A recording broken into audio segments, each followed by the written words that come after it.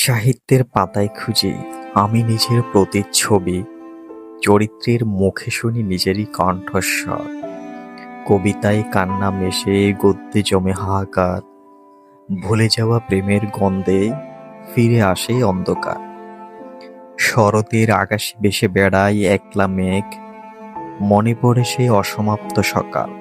অর্ধেক লেখা চিঠি, উচ্চারিত নয় নাম, তবুও তার প্রতিধ্বনি বাজে বুকের ভেতর থেমে থেমে।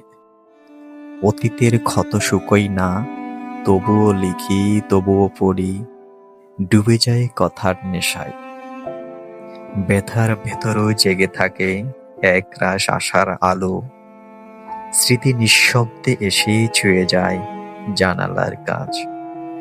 ভেজা চিঠির গন্ধে ফিরে আসে পুরনো আলো ছায়া। কাটা গায়ে নুনের ছিটা, তবুও মিষ্টি এই যন্ত্রণা। ব্যথার ভেতর থেকে জন্ম নেয় ভালোবাসার মানে। সাহিত্য কাদায় আবার হাসায়, খুলে দেয় চোখ।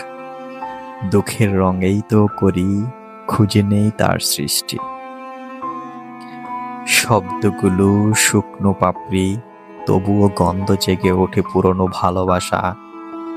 ব্যথায় শেখায় ভালোবাসা কেমন লাগে। ক্ষতই প্রমাণ আমরা এখনো বেঁচে আছি, অনুভব করি। যতই নুন পড়ুক ক্ষতে, থামে না গান।